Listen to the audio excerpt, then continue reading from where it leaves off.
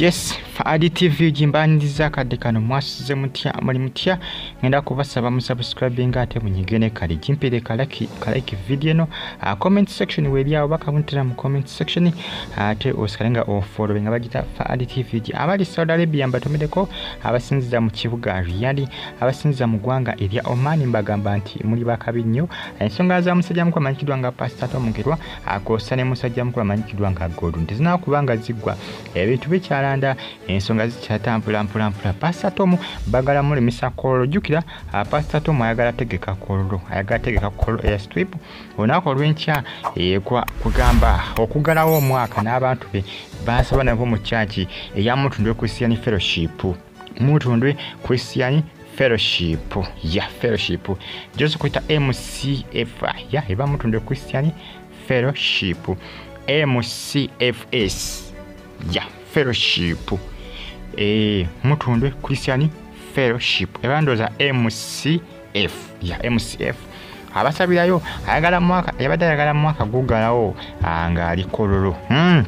Njuga bapasita bonna basinga bafunye dda ebisaawe bagenda kubanga bagalirawo omwaka gwabwe nga bulijjo nga bamanyi emyaka gyonna bwe gizze gibeera. Pastor Tom Mugerwa yabadde yabookinze kollo airstrip baagala kugimulemesa naye ng'erabirimuko omusajja muko amanyikidwa nga Golden Muzaale jjuke naye yafuuka pasita ono agamba nti munnange Pastor Tom yagenda okubookinga kollo airstrip nga already naye yagibookinga dda kati kiba kitegeeza Pastor Tom waba alemeseddwa kollo strip abatagenda kutegeka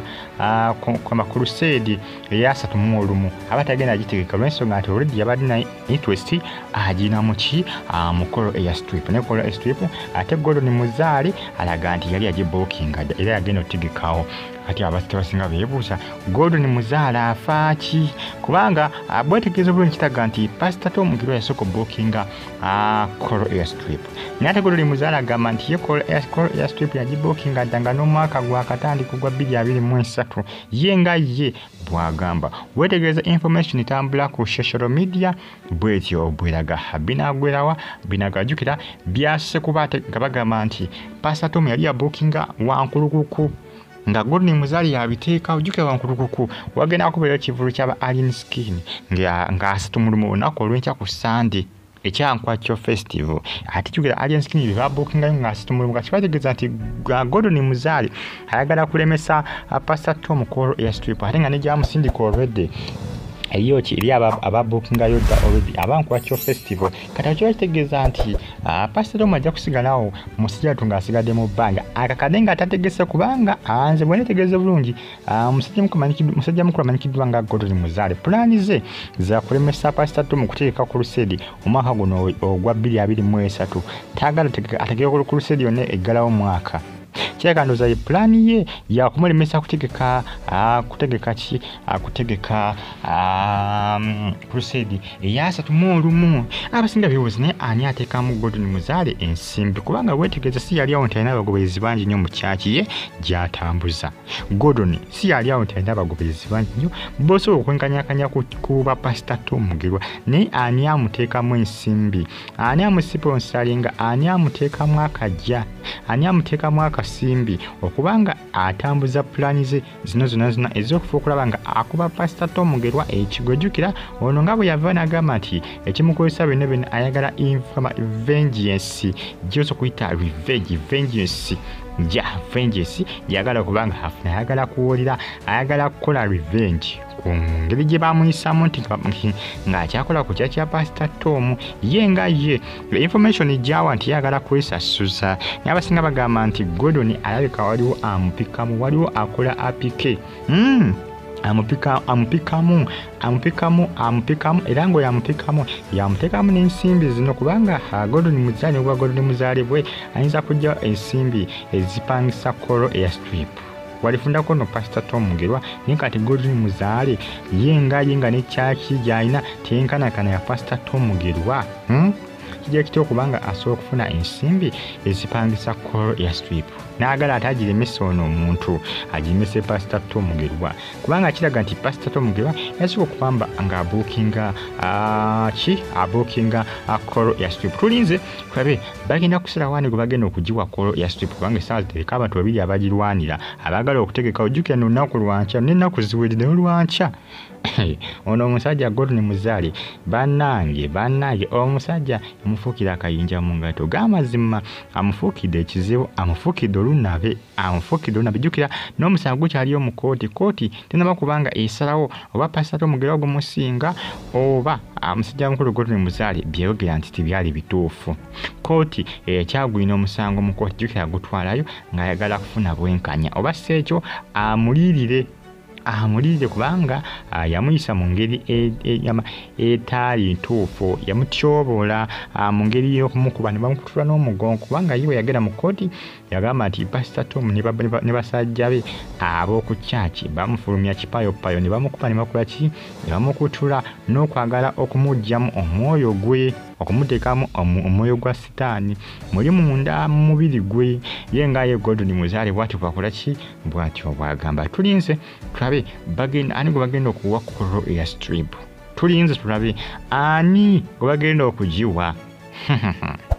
Olaba kolo ya strip yinza n'okugenda ate mu bintu bya bidding bintu bya kubiddinga ono abeera aleeta obukadde 6 gwe n'oleeta 7 bagikuwa bw'oleeta 7 we n'aleeta 5 gwe bagiwa okugamba Gordon simanya namuteeka mu sente simanya namusponsoringa naye nga afukidde omusajja akayinja mu ngato. Kolo ya strip yeeyo jjukira information etambula eraga nti Pastor Tom Mugerwa bwe gyategeka mu wankulukuku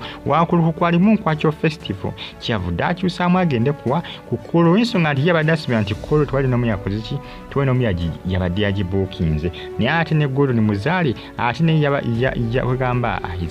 zaadde teziri busa naye ne yeesobola ng'agamba nti kolo ya strip yasooka okuba nga agibuukinga era ng'agamba nti Pastor Tom yagenda okwagala okugibuukinga nti okwagala okugikoleramu nga 3 ng'olwedde ye yagitwala dda yagiddiza dda ye bw'atyo bw'agamba. Tulinze kikimu kyokka tulabe ani agenda okutegeka mu kolo ya strip. Anaategeka mu kolo ya strip olunaku lw'enkya yajja okuba nga awangudde ensonga zino bintu byalinga byakubiidinga bubiidinzi. Ebiseera singa bino tibibadde ebiseera singa ng'omuntu akusooka ku kifo nga gw'olina kunoonya oba onoonya mu kisenyi oba onoonyawa oba onoonya mu kisaawe kyawa kasitabeera nga kikusoosemu kubanga eri abantu abamu nga bo balina ebisaawe byabwe zibategekangamu zikuluseri zaabwe buli nga 3 Osesinga bapasita abasinga 3 tebatera musabira mu makyaki gaabwe bategeka bintu bibangirizi ebinene abantu bwe baneetaayiza obulungi nga wagazi buli nga bwala kolo wantu wagazi nnyo era Pastor Tom waba wamukolera bulungi nnyo kubanga tasobola kubeera ku mutunda okubisa ne fellowship nti ate gy'abayingirira omwaka nedda bateyategeka mu bisaawe era ekisaawe kino abadde yakyesooka naye ate Gordon Muzaale agamba nti ye yasooka Pastor Tom okukyesooka ekisaawe ekyo okwagala okukitegekamu ku lusedi yasitumulimu enatuyingiza omwaka gwa 2024 katulinze kimu kyokka kulaba ani gwe bagenda okubanga abasawo jjukira atwala n'omusango mu kooti nga embagambye gukyali kooti tenaba kubanga efulumya ensalawo yaayo eri fayino okugamba nti oba Pastor Tom omusango gwamusinga oba tegwamusinga oba Gordon yali ayogera bya bulimba oba byali bituufu. Tulinze kooti esalewo ku nsonga kati tubadde tukyali ku musango ate nayingirawo okwagala okwezza ekisaawe kya Pastor Tom Mugerwa ekya kolo ekyokwagala kyabadde ayagala okutegekamu ku lusedi ye eya 3 mu lunaku lwankya ku Sande ayagenda okuba nga eyingiza abantu be mu mwaka ogwa 2024 abagita Fad TV subscribe batanyigene kale mwena mbebaza mbagamba nti muli bakabi Gordon Muzaale afuukidde omusajja ekizibu amufuukidde ekizibu oba ni amusponsoringa simanyi na kumanya oba akasimbi akajjawa simanyi nga baba amufuukidde akanja mu ngato yagamba nti nziye just agala kola vengeance joso kuyita recoil bakwe bisesinga recoil bisebisinga ye bamukola braled kankite vengeance oba kankite revenge kubanga bugamba recoil kiba kitegeeza nti omuntu ogwagala okukolako okuwolera aba yakutira abantu bonna ate Pastor Tom Mugerwa just ayina gwe yattira Gordon Muzaale agamba nti bamukakanyako ne bakola ki ne bamukuba ne bamukutula omugongo basajja ba Pastor Tom nga bamufuutula mu church okumujja mu church eyamutundibwa Christian Fellowship era n'agamba nti kimukozesa bino kyovula bakati Stars nati yayingidde watu n'okwagala okumulemesa ekifo ky'ekkololo wanategeka emisa eya 3 mu bakulu sedi eya 3 mu bulungi mweraba.